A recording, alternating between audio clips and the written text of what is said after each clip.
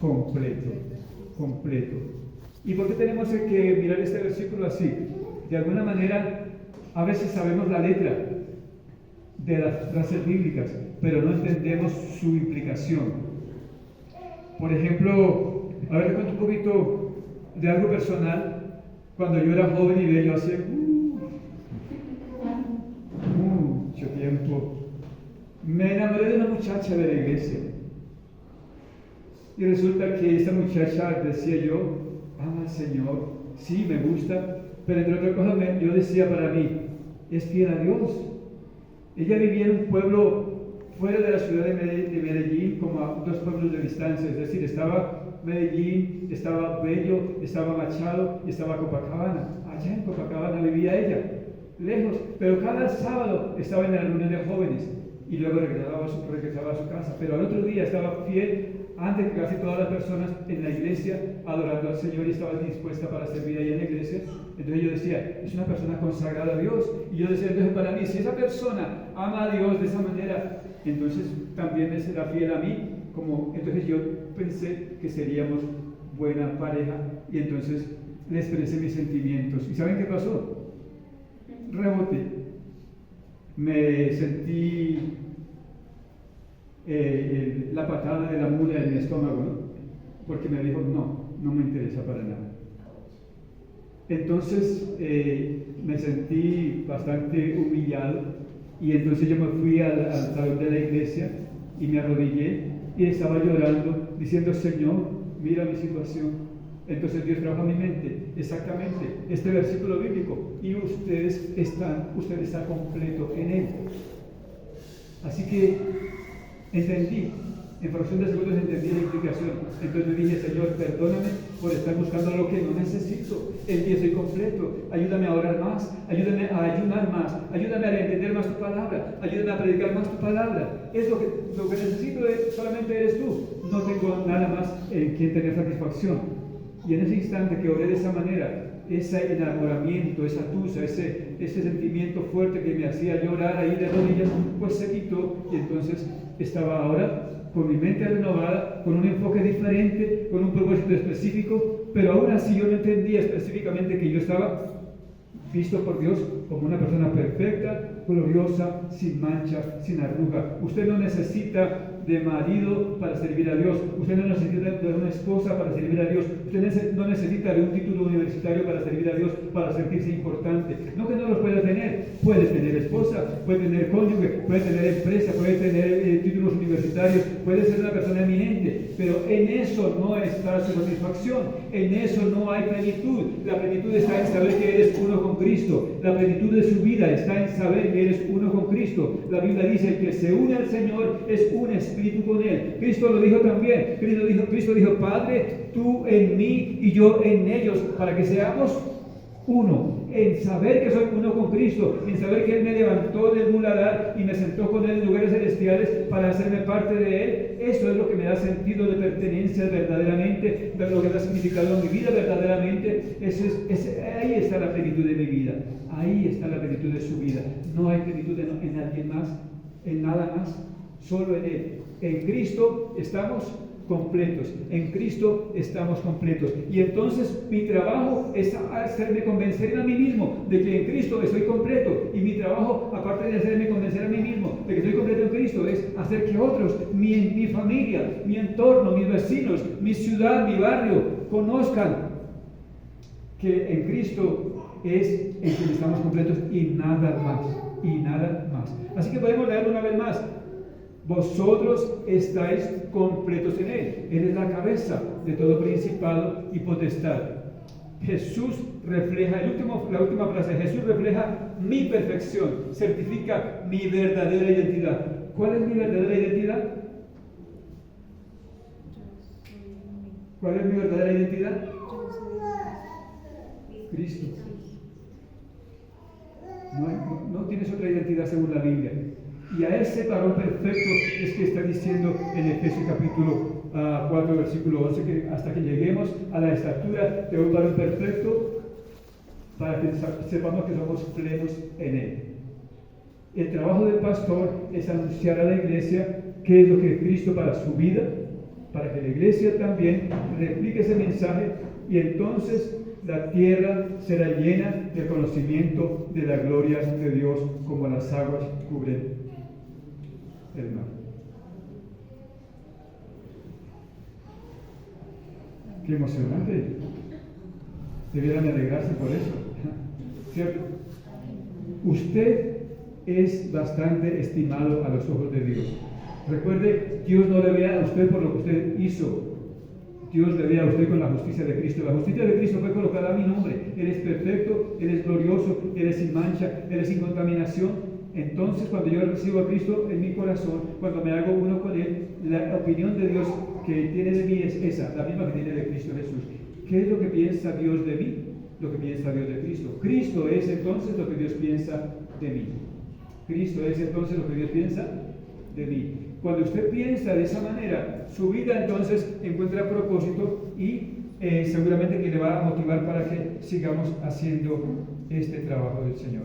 Estamos hablando de cuál es la función del pastor. ¿Cuál es la función del pastor? Vamos a mirar los siguientes versículos para ver si nos da tiempo de hacer un trabajo más tradicional. Entonces, el trabajo del pastor es capacitar a la iglesia para que la iglesia haga la obra de Dios. Dios puede hacer una obra él solo, pero Él ha determinado que sea usted quien haga la obra. ¿Qué le parece? Es un gran privilegio. Una selección, la selección Colombia no convoca a los peores jugadores de barrio, no. Él convoca a los mejores jugadores de los clubes más sobresalientes para colocarlos en diferentes posiciones que sean eficaces para dar un rendimiento como equipo frente a otros equipos competitivos, ¿no? Así que vamos a mirar más versículos y estamos entonces aprendiendo qué es lo que Dios quiere para nuestras vidas. Y aquí es importante, es el versículo 14, este es el versículo 14 de Efesios 4. ¿Qué dice? Dice, la vida más peligrosa que usted y yo pudiéramos vivir es aquella en ignorancia. Todos somos ignorantes de alguna cosa, ¿cierto? No lo conocemos todo. Como no lo conocemos todo, pues somos ignorantes de algo. Entonces, pero aquí la Biblia dice es que la ignorancia del propósito de Dios y la ignorancia de su obra terminada a nuestro favor, eso es muy peligroso. Esa ignorancia es mortal.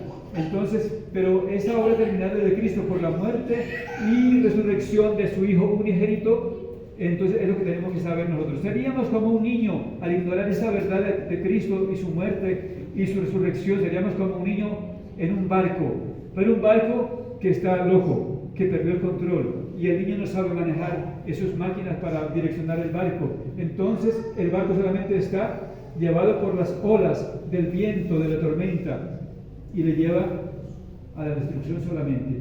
Cuando ignoramos lo que somos en Cristo, cuando ignoramos la obra de Cristo en la cruz, que es una obra terminada a favor nuestro, entonces nuestra vida no tiene rumbo, no tiene sentido, no tiene valor. Náufragos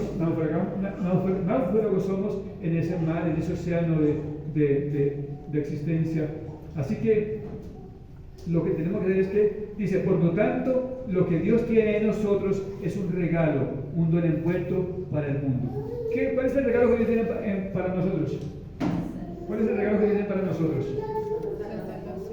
Según este versículo, está refiriéndose a los 5 ministerios. Cada ministro, cada profeta, cada apóstol, cada evangelista, cada pastor, cada maestro es un regalo de Dios para su vida. Cuando es un ministro de Dios competente, esa persona es un regalo que usted debiera agradecer a Dios, porque es el medio a través del cual le está hablando. Seguramente Dios sabe, es que Dios lo sabe, que no podemos experimentar su gloria en forma directa, porque ¿qué dice la Biblia? Que cada persona que puede ver la gloria de Dios en forma física, su cuerpo deja de existir. Entonces, ¿qué hace Dios? Pues capacita a algunas personas por su Espíritu Santo para tener una amistad más cercana, más personalizada, y de esa manera Él nos edifica a través de personas que sí, algunas veces los vemos con sus defectos, con sus errores, pero Dios los ha dotado de virtudes, de capacidades, para que ellos a la vez nos pueda invertir sus capacidades en nosotros para que nosotros también hagamos lo mismo que ellos están haciendo. Yo no sé si usted entiende esta noche el propósito de Dios para su vida y que lo está haciendo a través ¿de los qué? De los pastores. ¿De quién más? ¿De los qué? De los evangelistas, de los maestros, de los apóstoles, de los profetas. Los hogares disfuncionales en nuestra actualidad, entre otras cosas, son disfuncionales. ¿Por qué? Porque en los hogares falta la figura materna o la figura paterna. El niño, la niña se crían con solo uno de ellos. Y valiosas y valientes aquellas mujeres que sin el esposo logran sacar adelante sus niños, sea uno, sean dos, sean tres, sean lo que sean, pero esa mujer sola se bate como leona y lucha para traer el sustento a casa. Pero ese niño, esa niña va a crecer con una disfuncionalidad porque la figura que faltó, le faltó a ella, le faltó a él. Y entonces nuestra sociedad cada día está colapsando a causa de que falta una de esas personas en la casa. De igual manera, una iglesia que le falte alguno de estos 5 ministerios en su existencia es una iglesia que está teniendo falencias en las áreas donde no está siendo ministrada de acuerdo a estos dones, de acuerdo a estos ministerios. Así que vamos a mirar la siguiente diapositiva y encontramos entonces que aquí hay alguna definición de esos ministerios, los dones, los regalos que Dios tiene para nosotros, que son apóstoles, profetas, maestros, evangelistas, y cada uno de estos regalos tienen una definición. ¿Qué es un apóstol? ¿Qué es un apóstol? Es un pionero, es una persona que abre brecha, que va abriendo camino donde no lo hay, para que otras iglesias sean establecidas. Un pionero es aquel entonces que confirma el evangelio con milagros dedicados a establecer la iglesia conforme a la verdad de Cristo. Entonces me lleva a pensar en lo que dice: ¿Pablo fue un gran apóstol o no fue un gran apóstol? Entonces, cuando miramos en Romanos capítulo 14, capítulo 15, el versículo 16, dice 15, 16, dice: es por Jesucristo que estoy tratando con la gente. Yo ocupo este oficio sacerdotal representando la bondad de Dios a los pueblos de la humanidad, persuadiéndolos de ver cuán aceptables y cuán aprobados son para Dios en el Espíritu Santo. Por lo que yo soy en Cristo, he asumido una firme posición delante de Dios. Yo los podría entretener con todos los detalles de mis aventuras personales, pero todo mi deseo es comunicarles cuán activamente Cristo trabajó a través de mis palabras para llamar la atención de las naciones. El mensaje confirmado del Evangelio está confirmado en cada señal y milagro que en el poder del Espíritu Santo. Así hice un completo recorrido desde Jerusalén hasta Ilírico, proclamando las buenas nuevas de Cristo en su más completo contexto. Está diciendo el apóstol Pablo yo trabajé mucho. Cuando usted coge un mapa y ubica estos dos lugares, Jerusalén, y comienza a mirar hacia el norte, y Pablo llenó esa parte norte y después la parte noroccidental, y entonces llenó toda Asia del conocimiento de la obra de Cristo. Y es que es un trabajo bastante extenso. Entonces el primer viaje de Pablo muestra cómo una partecita fue recorrida, pero en el segundo viaje él va por esas regiones, pero luego conquista las más lejanas a esa anterior. Pero en el tercer viaje su recorrido ha sido más extenso, y en cada uno de esos lugares ha plantado iglesias, las ha equipado con un equipo ministerial de personas, con los 5 ministerios seguramente también. Y entonces luego después está diciendo: yo he llenado el evangelio en todas esas regiones, de tal manera que ya no me queda lugar para ahora predicar. Por tanto, quiero ir a Roma, para que Roma me envíe con su iglesia y con sus recursos para que yo llegue a España. Según el apóstol Pablo, para él España era lo último de la tierra, porque él había escuchado acerca de Jesús que dijo, y vayan y prediquen el Evangelio a toda criatura. ¿Hasta dónde? Hasta lo último de la tierra. Hasta lo último de la tierra. Entonces fue un pionero. ¿Un qué? Un apóstol. ¿Qué es un apóstol? Aquel que tiene la capacidad por el Espíritu Santo de abrir brecha y establecer iglesias donde no las hay. Pero no pocas iglesias, muchas iglesias. ¿Y eso qué significa para usted y para mí?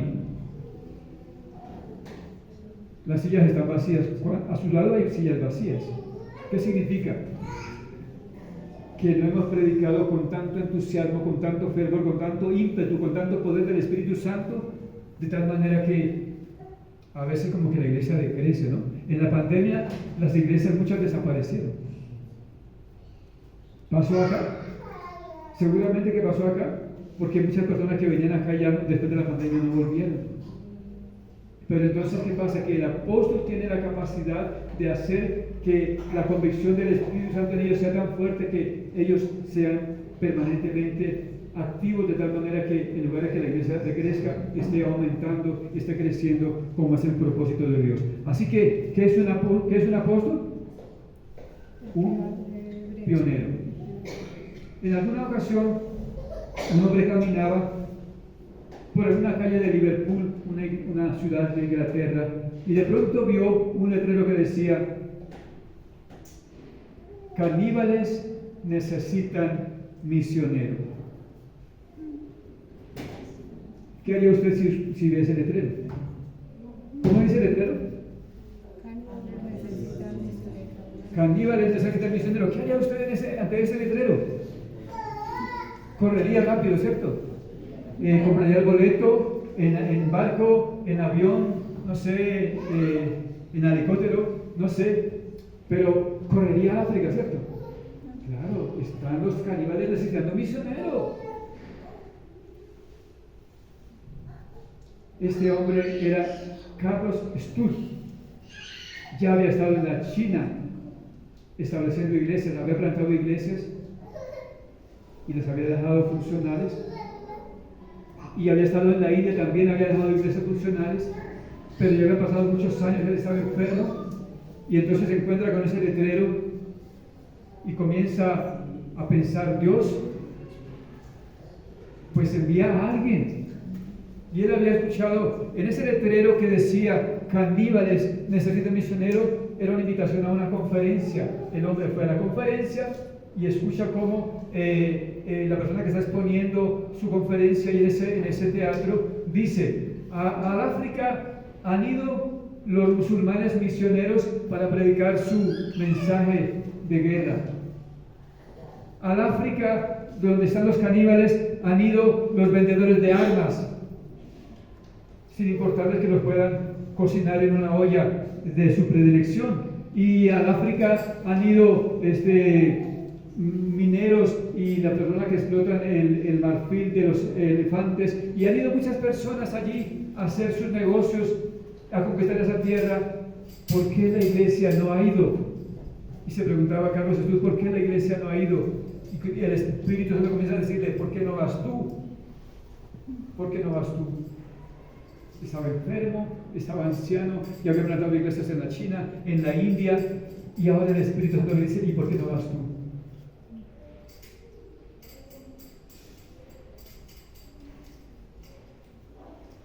Para abreviar la historia, hay una foto de Carlos Sturz rodeado de caníbales. Bueno, literalmente rodeado de ex-caníbales.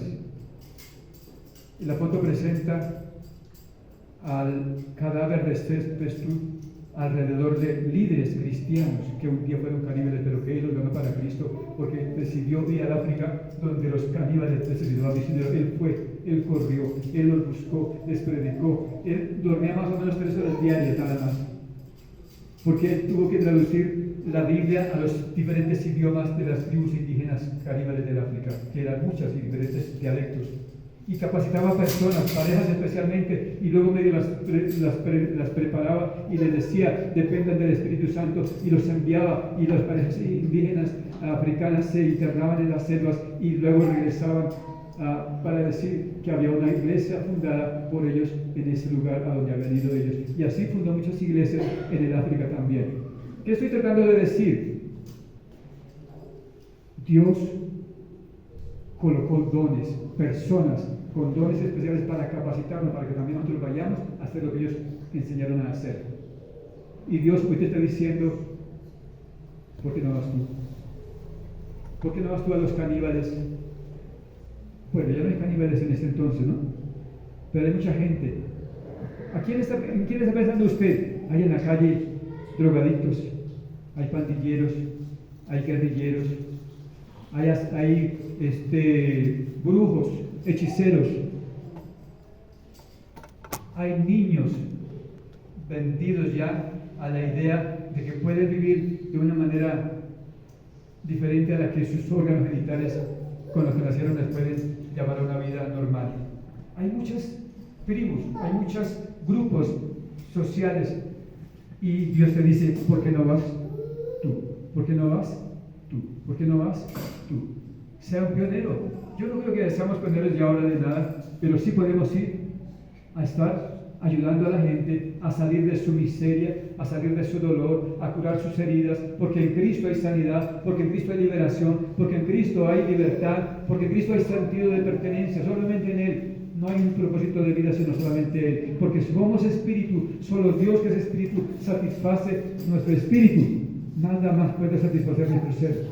El ser humano no solo puede ser satisfecho por Dios, porque Dios es espíritu y nosotros que somos espíritu, que tenemos alma y vivimos en un cuerpo. Eso es lo que somos nosotros. Vamos a continuar mirando entonces qué son los profetas, ¿no? ¿Qué es un profeta? Es una persona que está dotada por Dios para hablar el mensaje de Dios bajo el impulso directo del Espíritu Santo en nombre de Dios, cuyo principal interés es la vida y pureza espiritual de la iglesia. ¿Y con qué propósito? Exhortar, animar, edificar y consolar a la iglesia. De pronto usted esta tarde necesite ser exhortado, está siendo exhortado, está siendo motivado a servir a Cristo, a predicar de Cristo, está siendo animado a amar a Cristo, a aceptarse uno con Cristo, y está siendo edificado para que usted consuele a los que están siendo atribulados como usted tal vez fue atribulado en unos tiempos anteriores, o tal vez esté pasando por esa situación de consolación. Pero entonces una palabra de un profeta especifica esa área que está padeciendo para que usted sea restaurado en esa área, en esa situación. El tercero que son los evangelistas. ¿Qué es un evangelista? Aquel que anuncia que en Cristo recuperamos la inocencia que en Adán perdimos. Aquí hay evangelistas. Aquí hay evangelistas. O de pronto yo pregunto, ¿cuántos están seguros que si en este momento muriese su alma iría al cielo? Levante su mano si está seguro que va al cielo, levante su mano. Solo si está seguro que va al cielo, levante su mano. ¿No? Y yo estoy viendo, o sea, que si hay evangelistas, y por qué no levantaron la mano. Porque si usted sabe que tiene salvación, lo correcto es que usted le ayude a otra persona a entender que ya fueron salvos. Tal vez no tenga el ministerio de evangelista, pero el evangelista cabecita de iglesia para que evangelice. Si usted tiene salvación, ¿a cuántas personas le habló hoy de Cristo? Porque la iglesia tiene ministerios y los ministerios son los que hacen que la iglesia desarrolle esas tareas de acuerdo al ministerio que está liderando y ministrando en el momento. Qué triste, la gente está perdida, yo estoy en silencio, voy al cielo, pero que la gente no sepa porque pues, no me interesa. Le falta motivación de pronto, o de pronto dice no sé hacerlo, pero esto no es difícil ser evangelista. ¿Por qué? Porque ya repito, ¿qué es el evangelio? Es anunciar que en Cristo recuperamos la inocencia que en Adán perdimos. ¿Difícil eso?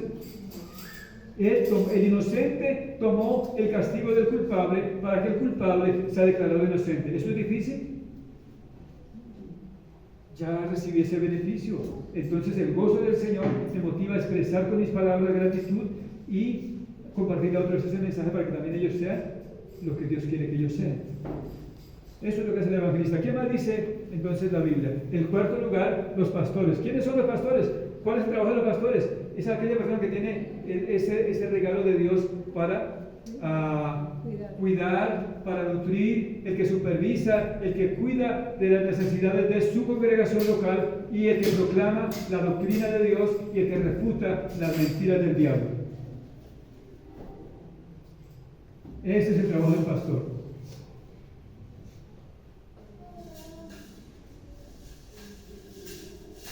A propósito, me delegaron a mí ser pastor aquí por 3 meses.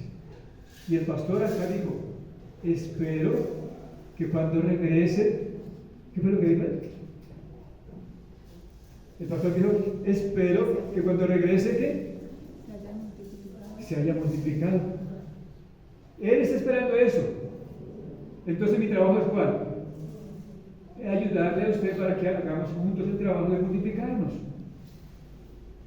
Y entonces vamos a hacer el trabajo hoy de una manera sencilla. El último, ¿cuál es? El maestro, ¿no? Los maestros son aquellos que tienen el don, la capacidad, la virtud del Espíritu Santo a través de ellos para dar un conocimiento revelado. Porque una vez lee la Biblia y dice, no entendí nada.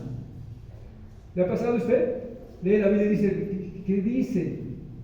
Me tocará leer otra vez. Entonces usted vuelve y lee. ¿Y qué entendió? Ay, no entendí nada otra vez.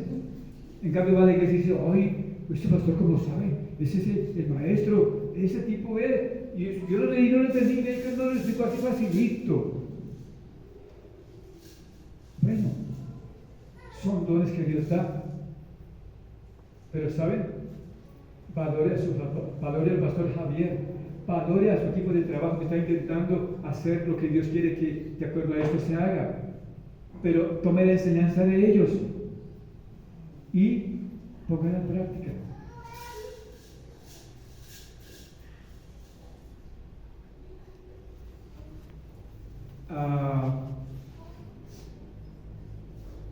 Exponen y proclaman la palabra de Dios para edificar el cuerpo de Cristo, la iglesia, preservando la verdad y produciendo dedicación, consagración, santidad. Es lo que significa santidad, consagrarse. Usted cada día diga, Señor, aquí estoy, para las que sea, Señor. Úsame, Dios. Úsame, Señor. Úsame, Señor. Úsame, Señor.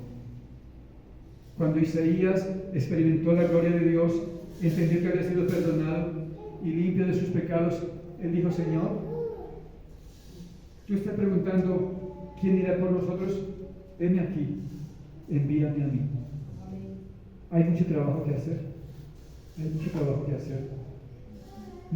que hacer. Los niños están con sus ojos reventados ya, enfermos, van al médico, pero de tanto mirar el celular que está a medianoche con la luz apagada y con la luz del celular prendida, tiene sus ojos rotos ya. Vaya usted ellos dedican tiempo a lo que no es importante, usted dedica tiempo a orar, a adorar a Dios, a recibir de su presencia, para que cuando salga a predicar no tenga más sino embelesado, predica en Transmilenio, predica en el alimentador, predica en el taxi, predica a la entrada del colegio, predica en Facebook, predica en YouTube. Es lo que usted está haciendo, ¿cierto? Porque usted está llamado a eso, ¿verdad? Vamos a ponernos de pie por un momento. Vamos a pedir al Señor que nos ayude, que nos ayude a tomar el reto. ¿Por qué no vas tú? El Espíritu Santo le dijo a Carlos Estud, ¿por qué no vas tú? ¿Sabe quién fue Carlos Estud? Carlos Estud fue el hijo de un multimega hipermillonario. Y entonces, cuando conoció de Cristo, de la salvación, decidió ser misionero. Pero la fortuna que heredó, la regaló a entidades cristianas, a hospitales, a fundaciones. Y había dejado algunos pesos pequeños, poquitos, para casarse con su Priscila, una irlandesa de ojos azules y hermosa. Y Priscila le dice, no, délo todo. Y se quedó sin nada de dinero. Todo lo donó, todo. Era multimillonario. Y de hecho, sus zapatos de matrimonio eran zapatos usados, comprados, como decir allí, en las pulgas de Lucero, apretados porque no era su talla. No tenía dinero porque lo había donado todo. Y luego se consagró para los hindúes, para los chinos, para los africanos. Y murió rodeado de gente fornida, gruesa, corpulenta, pero que eran siervos de Dios que antes habían sido caníbales, porque obedeció al llamado que Dios le dijo: caníbales necesitan misionero. Cierre sus ojos y conságrese a Dios. Haga una oración con sus propias palabras. Órele a Dios, dígale: Señor, adore al Señor por un momento, porque Él nos vio. Él fue el misionero más grande. ¿Quién fue? Jesucristo. El misionero más grande, ¿quién fue? El Señor Jesús. Él renunció a ser Dios, se hizo hombre, y como hombre se hizo esclavo, y hasta morir en una cruz como murió, para levantarnos luego a nivel de Él por su muerte y resurrección. Él es el mayor modelo de misionero a seguir. Él es el mejor evangelista, Él es el mejor maestro, Él es el buen pastor, y el buen pastor su vida da por las ovejas. En Él se cumplen los 5 ministerios. Jesús desarrolló los 5 ministerios en su vida personal. Tal vez usted hoy responda al llamado evangelístico. Entonces dígale: Señor, también dame el don de ser maestro, de tener la habilidad de tu Espíritu Santo para enseñar tu palabra y enseñar secretos que la gente no encuentra con facilidad en la palabra. Tal vez usted diga: Señor, quiero ser el profeta que escucha de ti la voz para comunicarla a las personas. Tal vez quieras, Señor, dígale: Señor, aquí estoy, revísteme de tus dones, porque yo haré tu trabajo.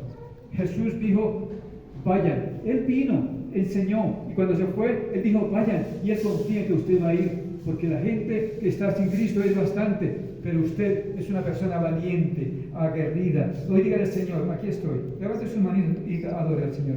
Adórelo porque Él te dio salvación. Adórelo porque Él te dio vida eterna.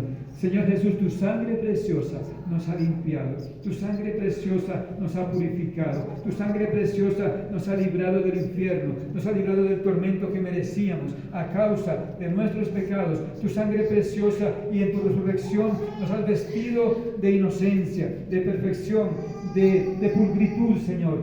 Gracias, Señor. Nos vemos como tú quieres que nos veamos, perfectos, sin pecado, en santidad, en justicia, en inocencia, Señor. Así nos vemos, porque tu palabra dice que por tu declaración y por tu muerte en la cruz nos has hecho así una iglesia gloriosa, sin mancha, sin arruga. Señor, gracias.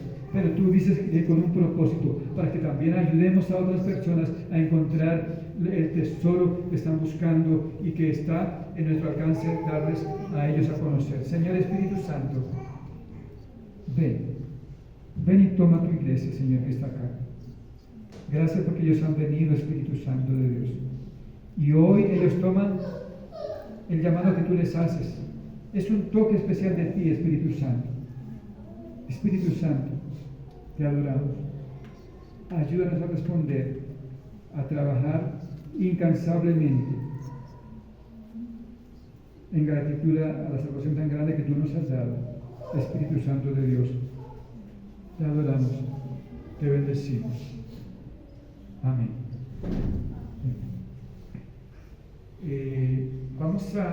Hay una hojita por ahí que dice las encuestas. Yo no sé si está por ahí la hojita de las encuestas. ¿Quién de ustedes hace unos días recibieron una hojita que dice reclame el mejor regalo? Y es una encuesta de la mujer. ¿Quiénes recibieron esa hojita?